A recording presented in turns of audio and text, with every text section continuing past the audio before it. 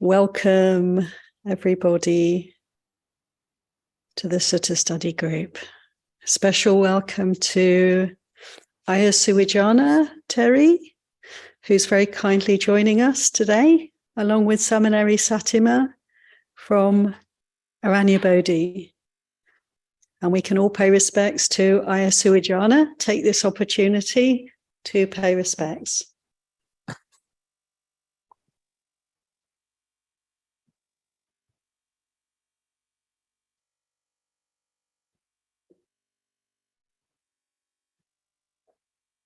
Thank you so much for joining us, Ayya. And I'm going to show you everyone who's in the room here, so that they can also be part of the group, even though you can't see them all the time. Venerable Kachayana is with us, our friends staying at the monastery, and we have Venerable Dhammadharini.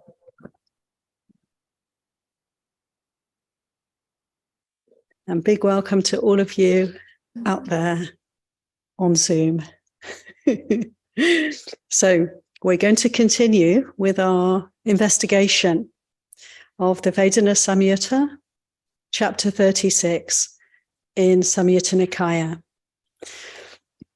I'm going to start with quite a short sutta that's actually number 10 in this chapter.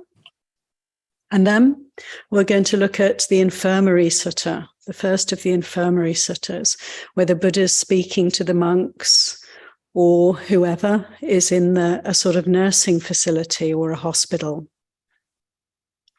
But first, we'll look at the short sutta, 3610. So let me screen share. And before I forget, before we start, I just want to tell you that in the chat box, I've given references. There was a question about a sutta, a simile that I mentioned last week, the simile of I think I said 500 spears, being struck by 500 spears. It's actually 100 spears. I found two references. Neither of them really relate to what I was saying, but they're interesting to look at. And what I was actually trying to convey was a simile for the Buddha's way of describing what it is to have a feeling body, what it is to be sensitive beings who feel so much. And actually the sutta that I was really, I think, wanting to refer to was the simile of the flayed cow. So I've given the reference for that also, which is the third of the three. But look at all three. Oh dear, it's not there. That's such a shame. Okay, what I'll do is very briefly, bear with me, because I'll need to do them again. Fortunately, they're still here.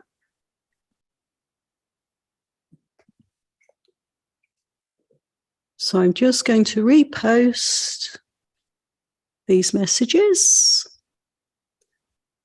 1,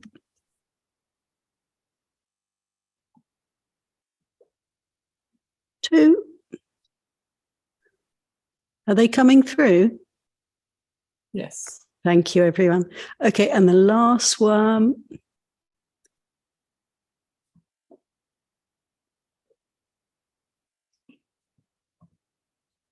There.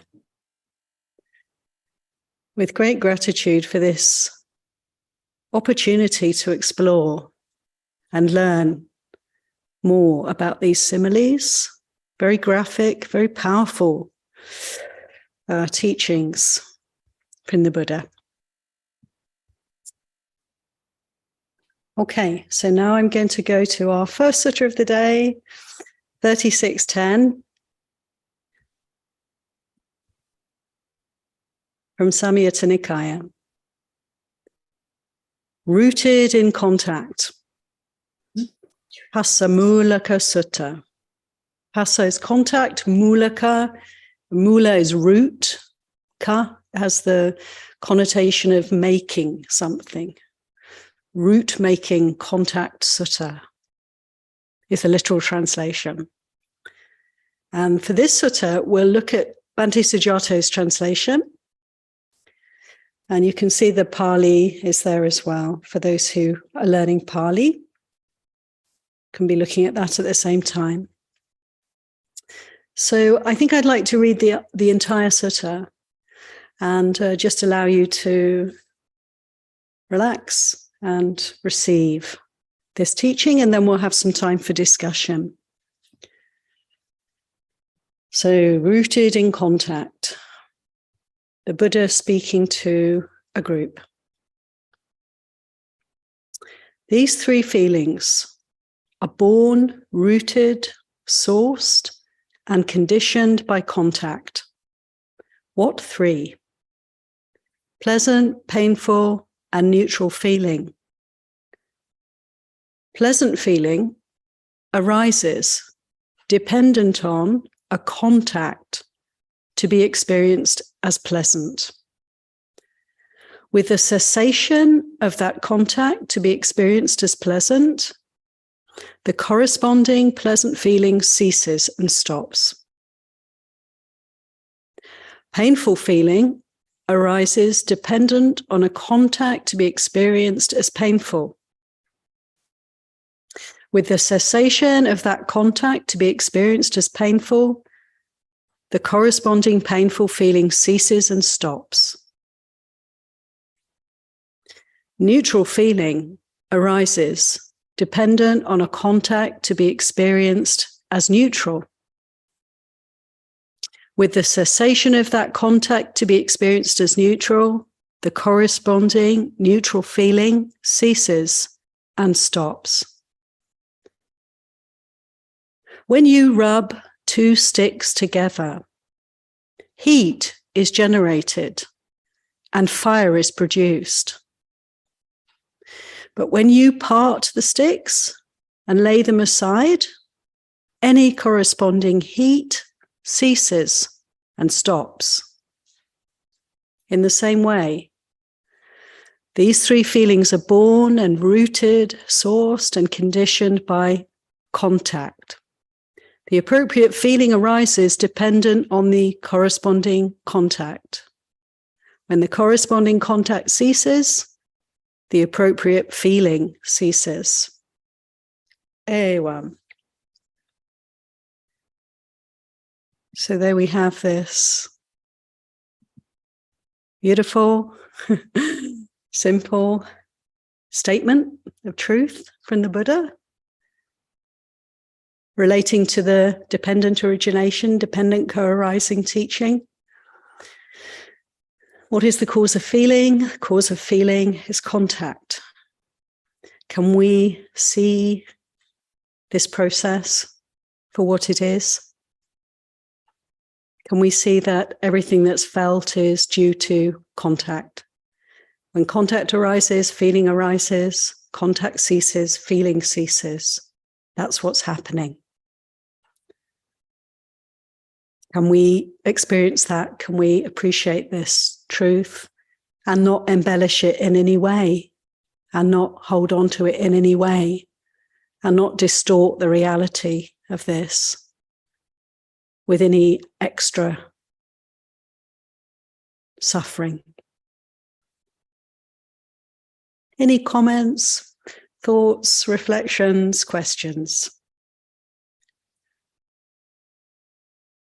Yes, Ayya Suwijana is going to, thank you, share with us. There's a contact at the five physical senses. And for instance, if I have a unpleasant odor, and then what happens later, maybe in the mind, then there's contact at the mind door, which might perpetuate the unpleasant, because there's this is what the mind does. There's a sutta about meditating. The Buddha's instructing Bhante Rahula to meditate like the earth, and if there's either pleasant or unpleasant context, then it won't invade the mind and remain. So this is what I've been actually thinking about, how if something is unpleasant, then the mind latches onto it, or pleasant. And neutral, we usually don't think about very much. But I think the mind is a big player in the suffering that's associated with the Vedana, because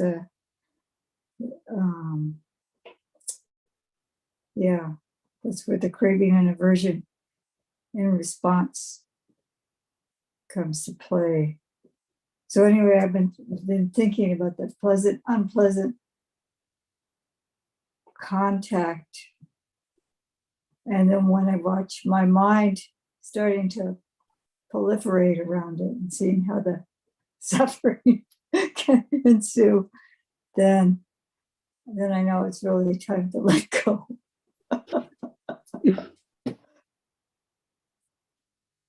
But anyway, this sutta, it's right in line with what I've been thinking about lately.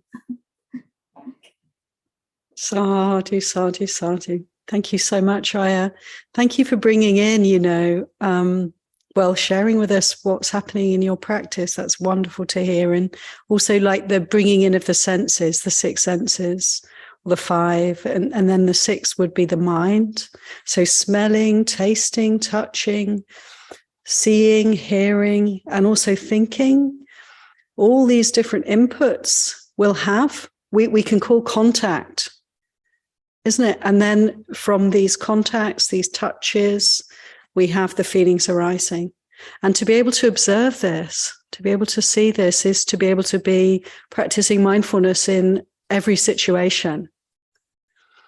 Well, I notice myself, like when sitting in meditation, there's a lot of focusing in on feeling in the body. So it's coming straight to that place of feeling. But there's also hearing happening, touching. The sense doors are all open. The eyes may be closed, but we're still seeing. We're seeing behind the eyelids. So all the senses are active. And to be able to connect, as Ayya Suwijana was pointing out, connecting in the inputs that are coming in through the sense doors with what's actually happening here, the responses, pleasant, unpleasant, or neutral feeling. And then, as Ayya was saying, being almost straight away, there'll be some kind of reactivity. And to be able to see that and not to be caught up in that. This really is, in a way, it's the entire practice right there. Just as with so many of these suttas, and you'll see with the next one also, the entire path is right there for us in these teachings. Thank you so much, Ayya Suwijana. Anyone else like to come in? Corinna, hi. Hi, Ayya. Hi, everyone. Yes, I've been thinking about this for a little while you guys are, especially while you're focusing on feeling, and it's really hard to separate the flesh from the thought. So I was particularly thinking of Ayya T's guided meditation on Vedanupassana, on feelings. And she has this, is the pleasant feeling of the flesh, or is it not of the flesh? And kind of, I realized that I couldn't really differentiate between having something of the mind not be of the flesh. Like it was maybe subtle, but it was always this had a reflection in the flesh. So I'm wondering if that's similar, or if I should try to focus more on even more subtle and really separating. Like, is it possible to have a feeling with the mind contact and not have a feeling in the flesh? Thanks so much, Corinna. That's a good question. Yeah, I mean, how interesting. My sense is that probably sort of not on the whole, that, yeah, as you're observing, I would tend to agree that every thought, there will be some corresponding feeling in the body. While we're in touch with the body, while the mind is paying attention, we can see that. But there are states of mind where the mind is very one-pointed, very focused, in some, like in samadhi, Corinna, in the jhana, where there's a kind of stepping right away from the body, so that there's no sense of body whatsoever. And in those cases, in those situations, there can be mental phenomena arising and passing, but there's no physical kind of residue at that point in that way. But my sense is that it's very good for us to stay in touch with the body, to be focusing on feeling in the body, and to learn more and more about this relationship between what seems to be external and what seems to be internal, what's going on, or what's coming, the sense of coming in through the senses, and then this sense of almost receiving the impressions in the body. I've heard it said many times by people, including myself, that the body is like a library or a filing cabinet or a repository, for all the experience that we have. The cellular memory is talked about, and how we, when we meditate, say on retreat, we can have a lot of past history kind of bubbling up into the mind, and a sense of it's all there. And that we can sort of clean out, we can, put to rest the past history, but that it is in some way there, it's in some way imprinted or recorded in the body. I think this is very interesting to explore, to investigate. So thank you for that. Is there anything you'd like to come back with on the topic? Yes, just similarly, it makes me think of stronger sense impressions, in psychological lingo, like trauma, and how the contact is long gone, but it's still, you can still relive it. And it's almost, it's hard, at least for me, to distinguish, is it coming from the memory, the thought, the mind, or is it like words you've used, like, is it in my body memory, my cellular memory? It's interesting how to unravel that. Yeah, it really is, Corinna. And, coming back to this sutta, where the Buddha's saying, maybe this is something we can bring in and contemplate here, because, saying it's like two fire sticks, contact and feeling. And we can see that actually, they're two separate things. And we can separate them out. And when we see clearly and separate them out, which is what happens when we see them clearly, we see them for what they are, then it's like the heat cannot be made, the fire cannot burn. There's an extinguishing, or there's a cooling, there's a calming. And it's very interesting to see that in the light of, that one could say trauma is something very real for many people. And it is that sense of something stuck, something that's not shifting, something that's coming back again and again in its sort of fullness. So it's like a knot that's just stuck and can't dissolve, can't be let go of until it starts to be, until the sticks start to be separated out. And how does one work with trauma? Well, perhaps one way would be, and perhaps the best way, is through mindfulness and just disentangling the knot. Very careful, cautious work, isn't it? And work to be done with great compassion, a lot of loving kindness. Because when people have these kinds of issues, it's so potent, isn't it? The reliving of experience can be very potent. And people talk about re-traumatizing. So it's like you've got the sticks rubbing together even more vigorously. when you visit that place, and that is not helpful. So it's like, how do I approach this fire in such a way that I can not add to the conflagration, but I'm actually cooling it down through this gentle but very determined investigation of all the components, you know. I notice myself, Corinne, I don't know about you all, but like meditation seems to slow things down in some way. It's as if we can, you know, rewind and play on slow and see more clearly over time, to really tease out all the different aspects of a situation that's become stuck for us. Mindfulness seems to slow things down. It seems to calm things down. And it really is a very helpful simile to see how one thing is dependent on another. And if we can investigate one thing and kind of delineate it, then we're able to release, you know, all the other components can be freed up in that process. So I hope that makes sense, what I'm saying. And if there's anything you'd like to say, Corinna, to come back, please do. It does make sense. I'm taking a slightly different angle on it, but it's a similar idea of delineation.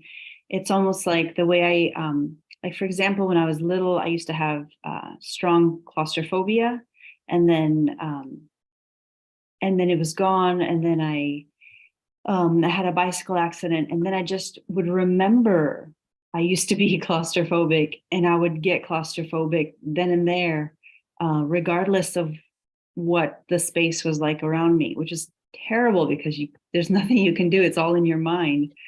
And one way to meditation or just self-awareness allowed me to sort of feel that it's real, but or it felt real, but have that distance or that observation to, it's almost like like when I'm not aware, I'm just an animal, I'm just reacting. But when I'm aware, I have an extra tool, which is it feels like it's happening and it's real, but I can tell myself it's not actually happening, I'm safe.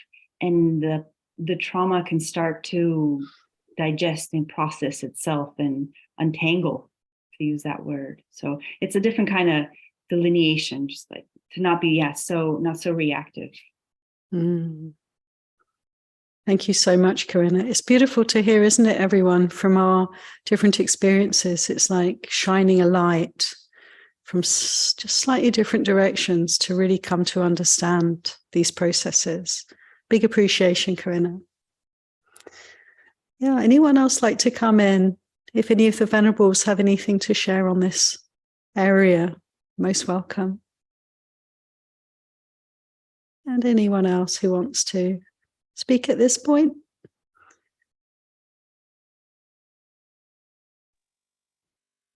Oh, she had muted me. I really appreciated what you said about separating the fire sticks and to really see, I think, and then with the trauma and then the kind of like, there's some kind of habitual patterns, like anxiety, what brings up anxiety, thought patterns, just to identify, oh, I'm experiencing anxiety, I'm experiencing fear, or it's hard with trauma because it's easier to you get lost in it. But if you see yourself at the edge and say, oh, I'm at the edge. I don't want to step any farther. Yeah, but separating the sticks and noticing when the hand is reaching for the fuel to put onto the fire before we put it on the fire and say, oh, I'm about to put more fuel on the fire. See, it may take time that we've been seeing ourselves. Oh, I'm actually seeing myself putting the fuel on the fire. I see that happening. I see it. I'm putting more fuel. I see that, I see that, I see that. But eventually I think we do start scattering all the fuel and the fire and doing what we can just to let it burn out. And we can't, if it's already burning, we can't stop it. We just have to let it burn out. But that's really beautiful to really to see those fire sticks clearly and see the fuel clearly and see the hand actually picking up the fuel. So that awareness is so important. So anyway, this is from my observations. Thank you. Thank you so much, Ayya Suwijana. Wonderful to hear experiences. Ayya Suwijana has been on long retreat in the forest, so this is really precious to hear from her. Oh, thank you so much. Ananaya, hello. Yes, the feeling in the body. One of the first long retreats I did, I happened to have an incident that occurred the day before I left for retreat, and it was very disturbing. And but fortunately, I get into retreat, and I talked to the teacher, and metta practice was obviously a thing that would be very helpful at that time. But as I worked with that over the first week or so, one day finally, when I became very anxious, would feel like my rib cage was literally like it's being squeezed in a kind of a vice-like thing. But anyway, but during meditation, then the feeling came up, and I was able to connect it to an event.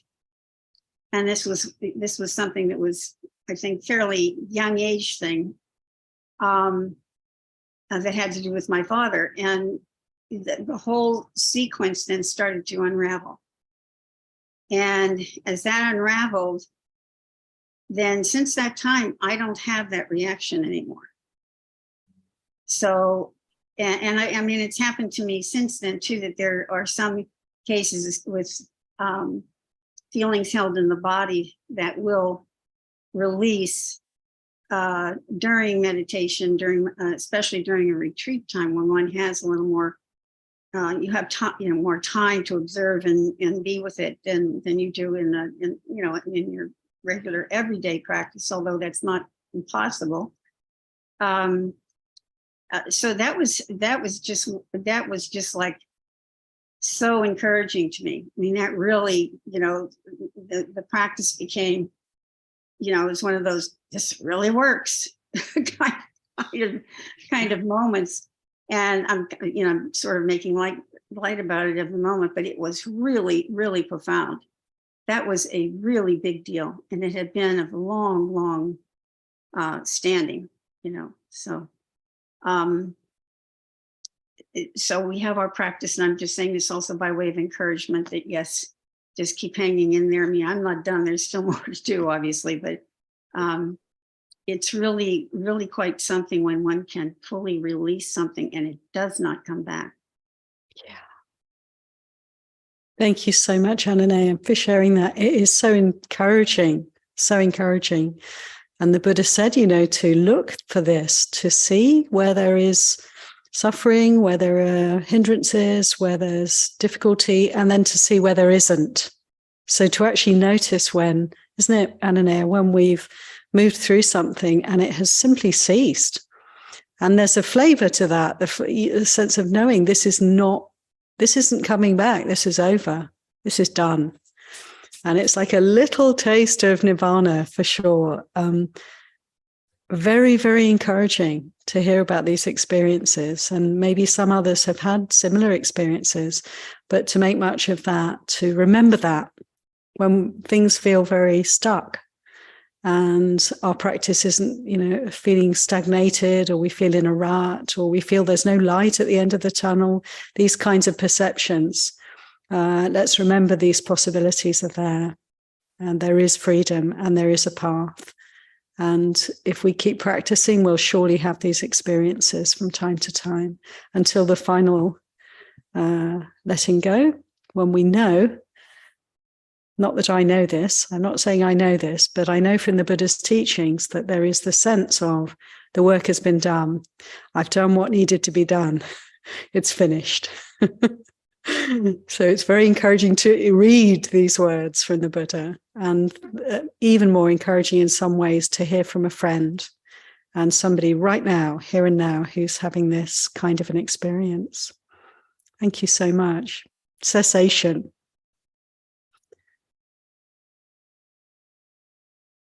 Samyutta. Hello. Hello. So I had a question around, the previous comment. So if it's a past trauma or past experience, you can still tell your mind, okay, you're just reacting to the memory object that's in your mind, not the actual thing. What happens if it's an active experience, so it's something that you're going through like on a day-to-day basis, it's not something that happens, say, over the past 10 years or something like that, so then there's a tendency of the mind to be overwhelmed by that experience. In fact, sometimes it's so overwhelming that you feel like saying, I need to focus on this right now, and the meditation takes the back seat, or maybe slowly, you end up giving it a very, very low priority. So how can you reorient yourself to get back to this being like the first priority? Yeah, thank you, Samyutta. Yeah, we can sometimes feel that, there's so much happening that's difficult, that's challenging. We can feel obstructed by that, and the sense of, I don't even have the time and space to stop and to really allow myself some time to process this. And the irony of this is that it's when life is particularly challenging, confusing, or overwhelming that the practice really can come into its own. So we have the opportunity to look at what's happening, just to step back to some extent from the experience. And I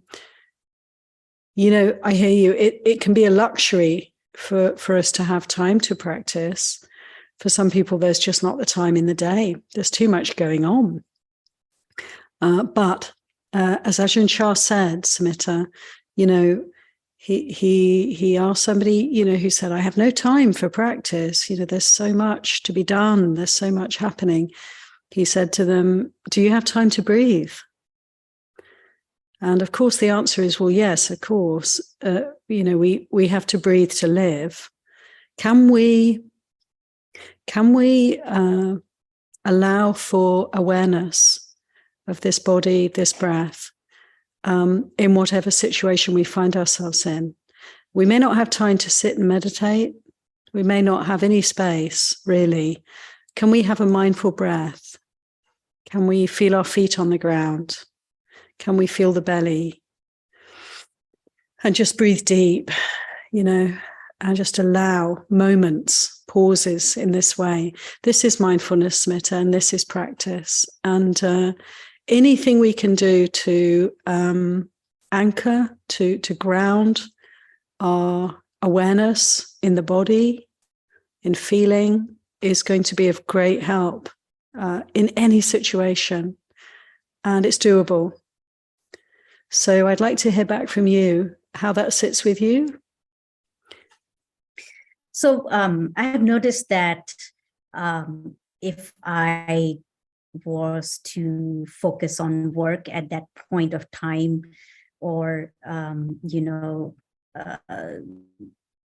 some other activity, like singing, I can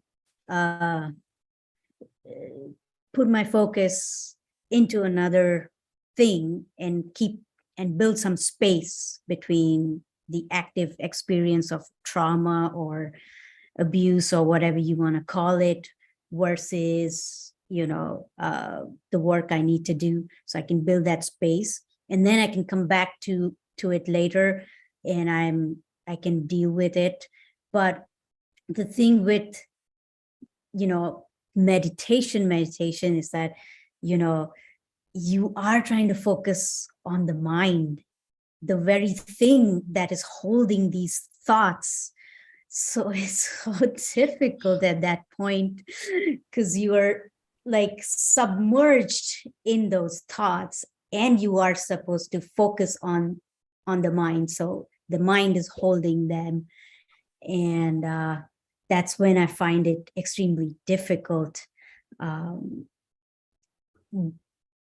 I will practice what you're saying and try to make it a priority in every breath. I will try that. Thank you so much. You're so welcome, Smita. Yes, we can, in our meditation practice, we can focus on the mind, and we can even focus on thinking. But actually, if that's very difficult and challenging, it's not a problem at all. We just need to redirect the attention. So it's like I say, we just need to. It can be very difficult to do this, but actually, if there's a lot of intensity in the mind, the state of mind, the thoughts are very pressured, it's very difficult to bear what's actually happening there for us, then it's helpful to just redirect the attention and allow the attention to rest, yes, as I was saying, in the body and feeling, because it's as if it's a bit like electricity. It's like it can be very damaging, very harmful, very dangerous. But if we ground it, if we earth it, then we can make it safe. So to actually work with difficult thoughts, repetitive thoughts, intense and painful states of mind, to focus on the breath, to focus on the body, very simply, nothing complicated, just feel what you feel. Just feel the body sitting, just feel the feet touching the ground, notice the breath, whatever works, to kind of earth the energy, the mental energy, to bring it to the ground. And it can start to dissipate. And the important point really is not to focus on the problem, not to focus on that knot, that sankhara, that constellation or that trauma, whatever we call it, that happening in the mind, but rather to focus elsewhere and see what's happening here in the body. And this really does give space, and it gives a kind of relief, and this can be done at any time. And, sometimes we have things we have to sort out, we have to do, but that this can be a resort. And as Venerable Satima says, very important point, thank you, Venerable, not to fight with it. So not to make any kind of resistance, not to create any more friction with the sticks rubbing together, to allow, when we focus on the body, allow ourselves to do this, not just in meditation time, but throughout the day, just to check in, what's happening in the body. Then we are not fighting with the mental energy. We're actually allowing it to kind of, as Ayya Suwijana said, it's like the fire's burning. So we can allow the fire just to burn out. When we focus on the body, we're not adding any fuel, you know, we're not fighting, we're not resisting, we're just making space. So yeah, Samyutta, try, you know, you can try these ways of practice. In terms of the Satipatthanas that we've been talking about so much, it's like focus on the first two. This is good enough for the whole life, you know, actually, just to focus on the first two, the body and feeling. It's enough. We don't need to delve into the mind or the mood or the emotions at all if we stay with the body and feeling. We can do, but we don't need to. The mental phenomena will be happening, rolling through, flowing through, and we won't be making any more of them. You know, to be aware of body and feeling is not to neglect these things. It's not to neglect the mind at all. It's to give the mind the space to purify itself. It's setting the conditions. It's taking those two sticks and instead of rubbing them together, thinking it through, working it out, figuring, getting caught up in the tangle of thoughts and moods, we take those sticks, we just separate them out, just see, yeah, there's causes and conditions, and I can just put them aside and just be aware. So I really wish you well with that, Samyutta, and do come back if there's anything you'd like to say. Thank you so much, everybody. You can report back to us, you know, let us know how it goes, please. And Sure. anybody else like to come in at this point? This very rich discussion. Yeah, we have a question in the room from Satina. So I'm going to see if I can get the mic in. Okay. Come over, that's wonderful. So here we have Satina. Hello, everyone. It's so nice being a part of Sunday Sutta. My question is on the Sutta. So I was taught that Vedanas is automatic, and I feel that this Sutta kind of bears that out. But I wanted to reflect with everybody on this, I guess, within the context of dependent origination. Like if we understand contact to be automatic in the sense that, you know, if there's an object and an organ and consciousness, then it all happens. And the Sutta is saying then from there, the Vedana happens. I guess my reflection on all of that is that, and then continuing on with the sticks analogy, is that it all kind of happens, the hands and the sticks and the rubbing, but instead of rubbing so much that a full fire is generated, it only rubs once and it dissipates, like the bubbles you had mentioned. So so regarding contact, Vedana, and the automatic quality of them. Okay, thank you, Satina. That's super helpful. That's so helpful. It is like that. Yeah, I can relate to what you're saying very much, that the sticks are there, the contact is there. We can't actually stop that until we're dead, until the body, you know, but while we have a body, a form, there's going to be feeling, there's going to be contact. It's relentless, in fact, isn't it? It's happening all the time, and we can't make that stop. What is it we're stopping? We're stopping the adding to it. We're stopping the reactivity. But actually what we can observe is the sticks may be rubbing together. There is contact, there is feeling, and we can allow it to be just that. There may be a fire. Fires may come and go, but we're not adding to them. This simile is rich, isn't it? We can consider it from many angles and just let it percolate through the system and inform us. I really appreciate your comments there. Thank you, Satina. I'm sure we all do. Yes, please. Ayasujana Seminary Satima. I was just wanting to continue with a little bit with Smita's, and then the other people were coming in, so I'm a little bit lagged here. But there's something at the mind door. If the mind door is like it's rubbing its own sticks together, and it perpetuates it, and it's like the verbal formation is very strongly activated. And for me, sometimes to substitute one thing for another, and Smita talked about singing, but I do internal like chanting, like chanting the Vandana, some of the Pali praises for the Triple Gem, or Metta Bhavana, something.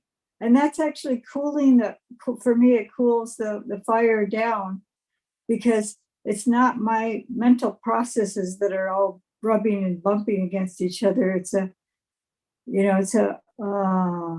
kind of a formula or something.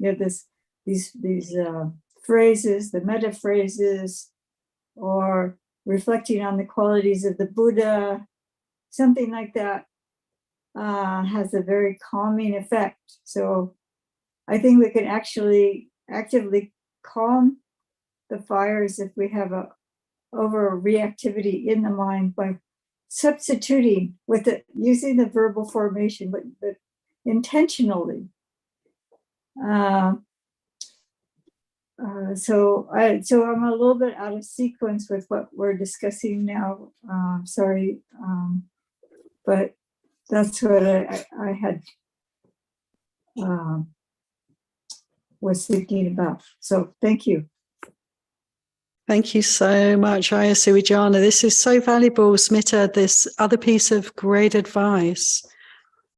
Oh, that's so good. When the mind is racing and it's really hard to settle, yes, mantra, chanting. Thank you. Yeah. Thank you, Ayya. Thank you, Ayya Suwijana, and thank you, Ayya Brahmavara. Yeah. Wonderful. Sharanya. Thank you, Ayya, for all that you do. But today's discussion just brought to mind what I've been struggling with this past week. So a neighbor had agreed to take my daughter out for spring break, and then the last minute she changed her mind. And so there was just a lot of agitation and burning in my stomach. And I tried so hard to try to bring everything that I'm learning through the Sutta study to deal with it. And what I noticed was it was such a process, right? So I would notice this upset in the stomach, the burning in the stomach, and then there would be the story that I was making about it, about her and me. There was this I and how we'd been wronged. And then I'd jump out of the story because I'd see the story.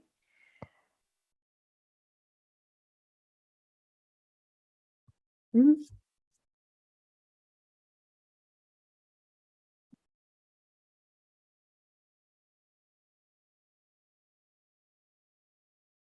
Shariah, it seems you got muted. Yeah, we got something fell out or off. Sorry. What did you last hear?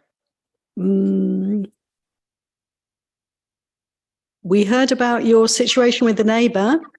Oh my goodness. Okay. So there was just a lot of agitation, and I tried to use what I was learning through Sutta study to learn to deal with it. So I tried to keep coming back to the Vedana, right? And then there was all this burning in my stomach and just a lot of tightness in the body.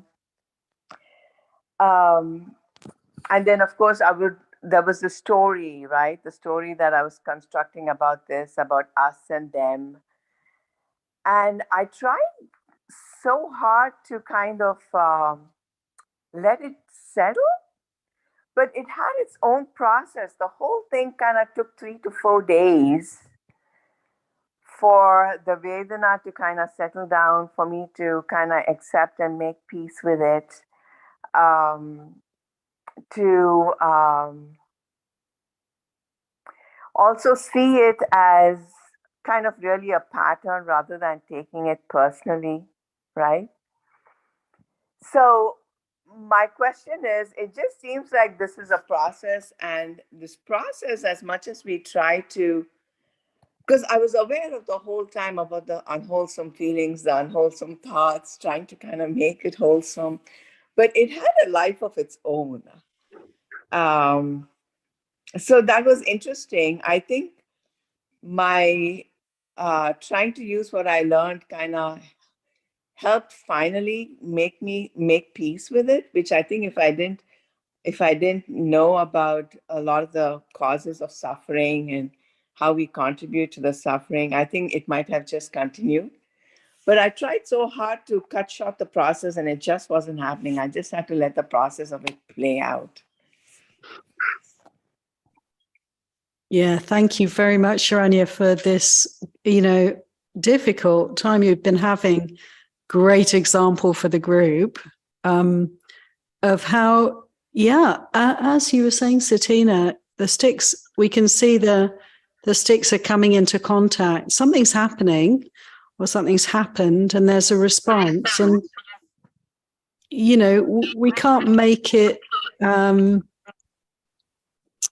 we can't just make it end, because it, we know we can sort of see where we want to go with it, where it wants to go, where it's going to go, but we can't force the process of cessation, and to be able to be very patient with that.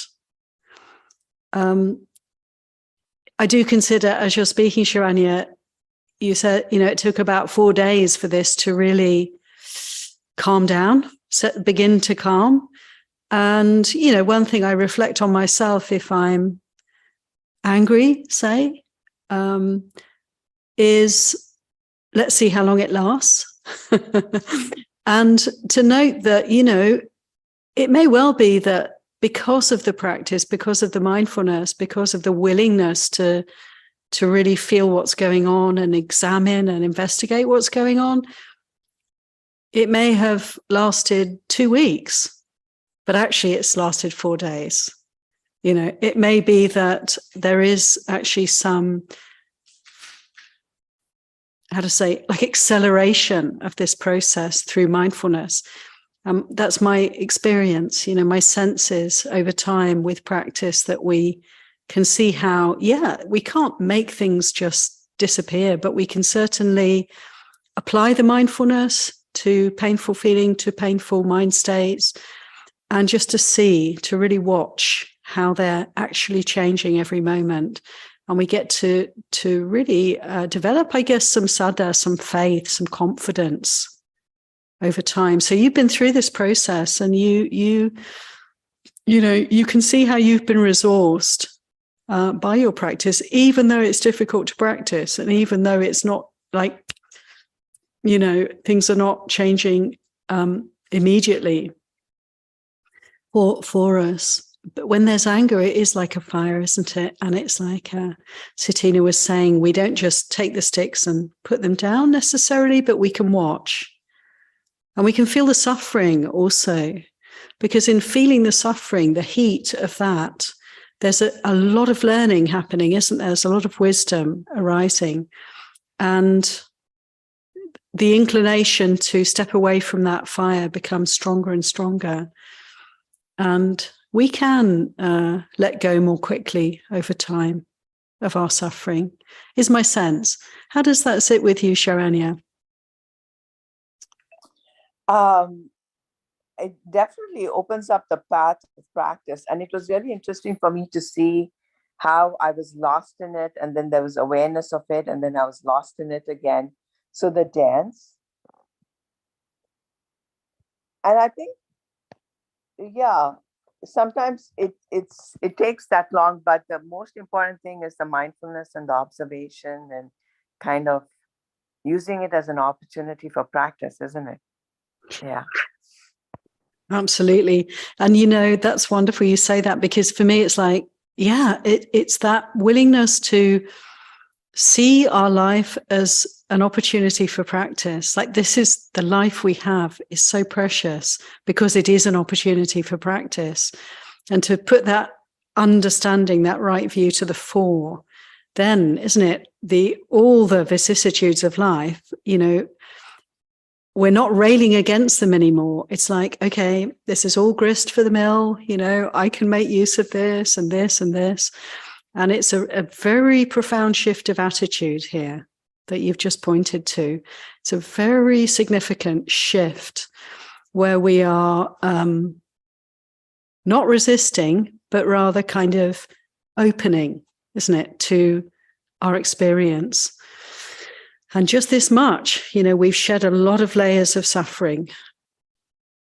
And if we put our mindfulness to the fore, we put this right view to the fore, we can't really fail to make use of, you know, every opportunity, every experience for practice. This is wonderful. So good or bad, you know, easy or difficult, it all just goes into the pot.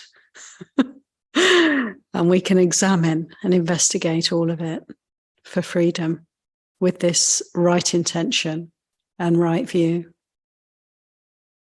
Thank you so much, Sharanya. Anyone else like to come in? This sutta is really a wonderful springboard for us, isn't it? The Firesticks, the friction between contact and feeling, and how to minimize, how to not add any fuel to this natural process. Ananaya. I just wanted to say quickly, one, kudos to you, Sharanya. That's great work. I mean, this is again how you see that the practice that you're doing is actually having an effect, and that you are working with it. That's just wonderful. When I have those persistent feelings come up, something's revved up, I've been activated by something. I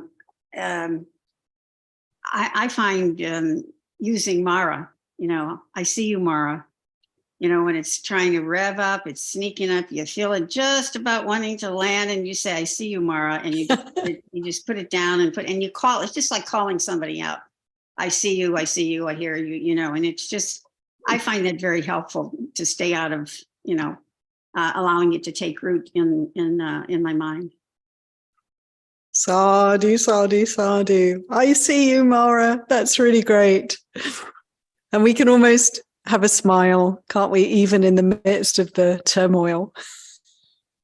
Well, Thank you so if much, I can Anna. just add something else to it, it really also brought home to me what a big difference there is between an outward practice of a religion and the internal shift that liberation actually calls for, right? So my neighbor is all about liberation. She wants nirvana, right? But then at this level now we have to negotiate the cost of it, because this costs something, and then my daughter didn't go on a trip, right? So there's the ethics piece of it. And I can see the clinging and the greed on her part, on my part. So it's really kind of pretty complicated, but then it again brings back the Dhamma to question, right? About how, again, there's a situation where it's good to practice non-clinging, right? So there are so many layers to this as well. And it makes me also be aware more about not just talking the talk, but actually making that internal shift, which is required in some of these circumstances that are really hard. And you kind of have to figure out what the right thing is to do. Thank you so much, Sharanya. What a rich discussion. Finding our way, isn't it? And allowing the practice to be our guide. Anyone else like to come in at this point? Okay. Ah, Linda, yeah. Hello. I think I think I mentioned this before a long time ago, that dealing with emotional triggers, like Pema Chodron had a lot of information on this, what she called Shempa, which is just the emotional triggers that you don't pull the trigger. It's like it comes up, you recognize it for what it was or what it is, and you let it go and say, no, I'm not going to go there. I'm not going to do that. I'm not going to go back 20 years for something that happened 15, 20 years ago and get all angry again, like it just happened yesterday. And you say, and it does let go, and then you don't pull the trigger on that. You don't pull the trigger on that emotional response. And I think psychologists are using it today and calling it an emotional trigger and getting their patients or their clients not to engage. You just don't engage with it. You just let it go and no, I don't want to do that. And I've used that and it goes away. It still tries to come back. That's the trouble. It's not permanent usually. It will try to come back on you, but if you keep doing that, I think it will eventually give up and realize it can engage you in that. But yeah, it's interesting. I found it interesting how well it works. Like, you know, that, and I used to do that a lot. I used to go back and think about stuff when I was usually something traumatic that was done to me, you know, it could be 15 years ago. And now I'm as angry now as I was then. And all this time has passed. And it's ridiculous. I'm not going to get myself all worked up about this over something that I can't do anything about now anyway. It's too far in the past, and just let it go, you know. So, but I know Pema Chodron wrote a lot about that, and had some really good sound advice on, you know, how to deal with Shempa and these emotional triggers that we all have to deal with. So I just thought I'd mention again, but I did think we talked about, I don't know what Sutta we were taking at the time back then, but it came up then with these emotional triggers. So I thought I'd mention it. Thanks so much, Linda. It's worth mentioning these things again and again, just to see, isn't it, the trigger, to be able to be aware of it, number one, isn't it, to see that that's what's actually happening. And then to see also what you pointed to, for me, was really significant, to notice how if we manage to not react, we've sort of let go. Oh, wonderful. We have that sense of freedom, and then it may come again. The same kind of pattern will often, won't it? We can see there's a kind of repetitive nature to these things. Our ways of reacting, our habit patterns. And so we might be faced again and again, and it can be like wave after wave of a particular trigger. And again we can notice and see how, as you said, Linda, slowly these things can fade and lose their power over us. And it's often not a one-off event to let go of a particular habit pattern, but it's more like over time, the slow wearing away. Reminds me of the Sutta where the Buddha gives the simile of the axe handle. You probably all know this one.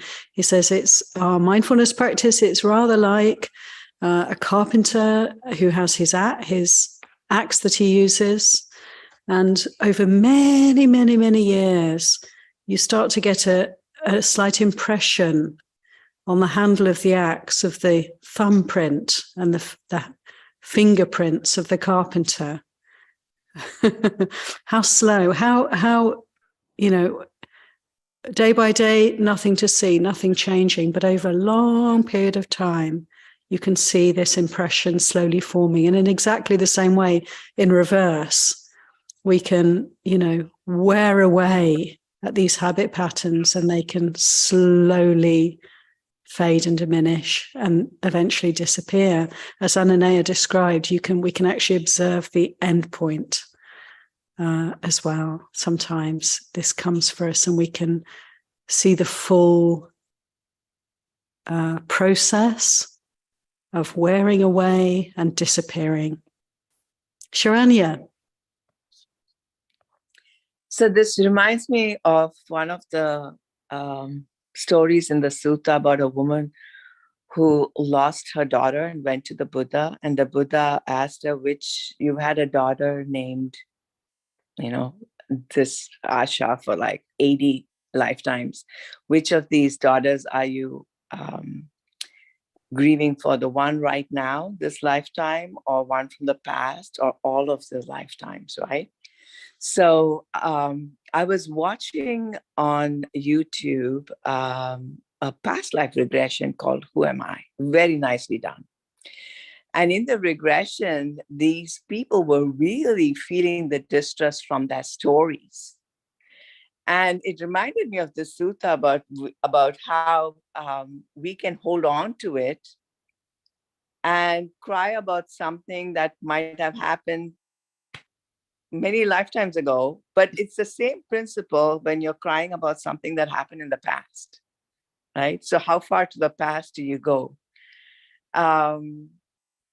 And then when you think about it, it seems so ridiculous that you'd cry about something that you had experienced in another body in another century. But if you bring that same logic to this life as well, it feels also like, oh, we're making this far more important than it needs to be. Yeah, thank you, Sharanya. The sense of perspective, isn't it? The Buddha said we've cried an ocean of tears over those that we've lost, over many, many countless lifetimes. An ocean of tears. We have, our bones have filled the cemeteries. We can say there's a great pile of bones of all the bodies that we've shared. And my sense is that as we develop our practice, it's like we connect with this because we can see, just as Linda was saying, the triggers. So it's just like the same old things over and over again. We get hooked on. As Ananaya said, we can just cut through all of that. Say, I see you, Mara. I see these habits. They must have been going for countless eons. Let's see if we can stop doing that. And we can. And it is something really amazing, isn't it, that we have this opportunity, we have this practice, and we know what's needed to allow all of this to come to rest. And, it's could say it requires great patience, great heart, the willingness. Sharanya, you had 4 days of suffering a particular, incident, and then there's all this suffering, but actually 4 days is pretty good. It may not be over completely, but you mentioned that it started to feel less intense, and just to recognize that, great patience is required in our practice to just bear with these habits that are so deep rooted in some ways, some circumstances, and to respect that. And not expect things to fall away, but to know that actually every moment that we're observing the playing out of these habits, they are falling away. Goenkaji, my teacher, would talk about mountain sankharas, but even a mountain, you can, if you pick up a pebble every moment, another pebble, then you put it aside, another fire stick, putting it aside, then eventually, even mountains will be removed, dissipated. It will cease to exist. So it's really good to see this in a way. Thank you, Linda, for the bigger picture, and great reference there to Pema Chodron. Different tradition, Tibetan tradition, same Dhamma. Wonderful teacher. So thank you for that, Linda. Over to Marion. Hi, Marion. Hi again. I wanted to thank Sharanya for her story. I loved it. And I wanted to go ahead and mention something that she had said about like not taking everything so seriously. Like I completely agree with that. Like when I like think about stuff and I take it very seriously and I just can't get rid of it, or I can't like let it go, I always say like, is this gonna be important tomorrow? Is this gonna ruin my day tomorrow? Or is it just right now? And a lot of that, when we think like that, you have to breathe. And so when you guys were talking about like breathing and like like you said, sometimes you can't meditate because you're overwhelmed or you don't have the time. Just feeling your body on the ground, grounding, sitting on the floor, like that actually helps. So I just wanted to mention that, and I really liked what she shared. Yeah. Thank you so much, Marianne. Yes, that's a really good reflection that's so helpful to consider. I'm in the middle of something so intense at this point, but let's consider in even a day, even 5 years, 10 years time, what will be, what will this situation feel like then? How will it look then? That's so helpful. Just that little shift of attention and that kind reminder to ourselves. Sadhu. I wonder if I can invite, if Ayya Suwijana may have any reflections at this point.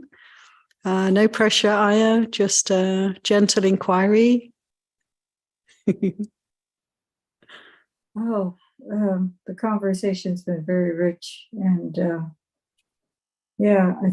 just with Vedana, one thing is to just, for the Firesticks, is to just see the contact and see the arising. I went through a period of time where I would just say something like pleasant Vedana, unpleasant Vedana. I do that too, like unpleasant Vedana at the nose door, pleasant Vedana at the ear door. And then the mind door. So just observing it is really helpful. If you make it just your practice for a period of time, then the mind starts to move more towards equanimity, because there's that observation, or the mindfulness is catching it at a certain point. And especially because there's contact constantly, one thing after another thing after another thing. But when we latch on a particular contact, I latch on to the odor that's unpleasant to me. And then there's this whole proliferation around it. But if I just say unpleasant odor or unpleasant sound, and then I think we're also talking about time, like the amount of time that I had the contact compared to the amount of time I inflict myself with mental suffering, because wow, what? Because that shouldn't have happened. So it's really precious, this teaching on Vedana. It's really important. It's a really important practice to be aware of, just the arising, and it's arising and passing a lot of the time too, so quickly. But how the mind is such a big, it's a big key player in this whole fire building. Well, what did you say? I was just calling the man a big liar. The mind, Ajahn Chah says, whenever you see a thought arising, just say, liar. Yeah. That's great. Thank you so much, Ayya. And Seminary Satima, yes, it's like I see you, Mara. Fire, fire. Don't panic, but just recognize fire is fire. Thank you very much for your reflections, Ayya. Okay, last comment or question or reflection from Corinna. Thank you, Corinna. Thank you. Yes. I was just thinking that, sometimes using my intellect and logic can be very helpful. I have definitely had the thought, has that contact been like 30 seconds? And have I been thinking about that for 3 days? Is that really happening? But sometimes that doesn't work. it doesn't work. And I just wanted to mention that sometimes I have to approach it from my heart instead, because it's otherwise sometimes it's like I'm trying to convince myself intellectually, and my heart's like, yeah, it doesn't speak that language. So when I approach it from my heart, it's more like, okay, I'm really triggered here, and maybe it's even disproportionate to what the contact was. Maybe that's okay. And if it's the kind of situation that I could just be with the trigger, but not, obviously not focus on the proliferation of the story, but focus on my heart and what I'm feeling, and kind of just hold myself tenderly and speak soft, kind words to myself, regardless if my reaction, is out of proportion, or like I said, I'm proliferating for 3 days. Or a common example is like I have a very wonderful partner, and he can do like one small thing I don't like, and I'm like, oh, it's over. Even though it's like 99% of the time it's wonderful, But so right, so we have these. Sometimes I can't speak logically to myself. I have to approach myself from my heart, and just for whatever reason I'm having this reaction. Can I be with the pain and the hurt, and knowing that it represents the past too, not just with this first contact. Yeah, I wanted to share that. Sadhu, sadhu, sadhu. Thank you so much for bringing that in, Corinna. How significant, how important is that for all of us? And it brings to mind for me, Corinna, two things really. One is that we're not rational beings. Most of the time we like to think we are, but no, life's way more messy than that. And it's just good to acknowledge that and not to make a problem about that, just to see that's how it is. There's emotions washing through, and we can say overreact, or we can just say we have certain reactions to things that can seem very, overwhelming. And is that a problem? No, it's not. Just to have the willingness to be kind and patient and steady with whatever's coming up for us. I really appreciate what you said, and I appreciate that pointing to metta, pointing to kindness. Which is for me a heart quality, to open to that. And really, I don't know about you all, but for me, the quality of metta has become increasingly important in my practice. And I've also noticed, as you were saying, Corinna, how we're kind of educated to think of ourselves as rational, logical, kind of intellectual creatures, especially if we've been through higher education. And, it's a kind of lid over the top of all this other experience that can be neglected when we live in our heads.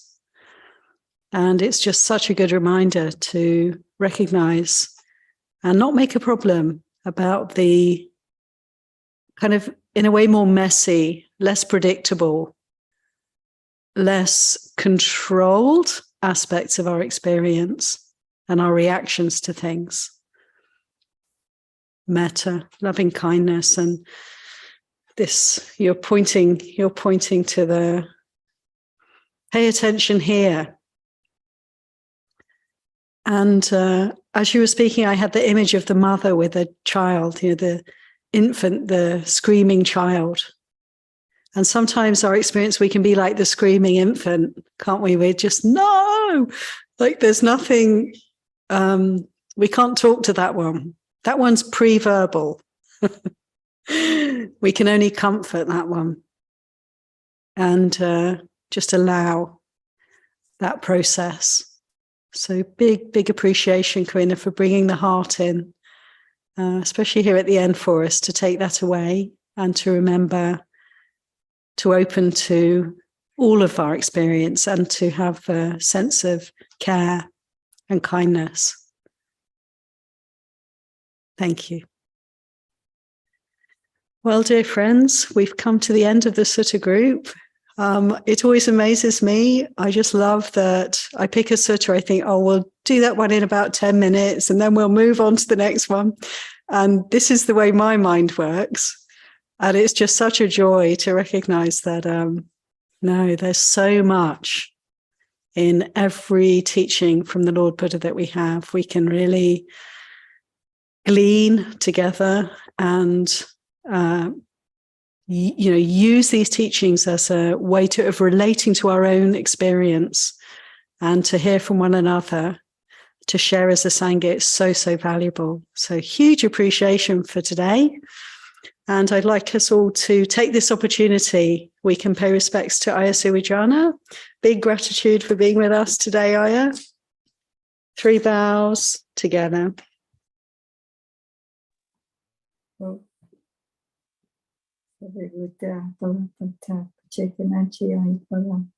Arhantana Chite Jeneraha Bandami Sabaso.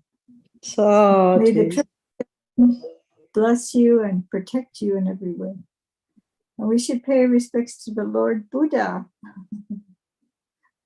Thank you, Ayya. Let's do that. To conclude, let's pay homage to the Triple Gem. Find a Buddha or bowing to the Buddha in our hearts. And we have the shrine here. Arahant Sama Sambuddha Bhagava Buddham Bhagavantang Abhivademi. Swakato Bhagavata Dhammo Dhamma Namasami.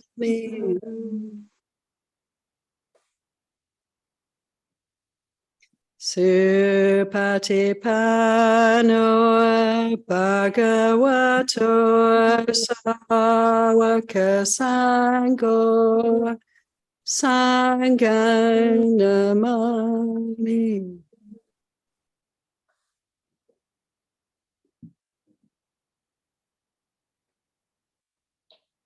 Thank you, everyone. Take care. Thank Thank you so Ayya. much. Thank you.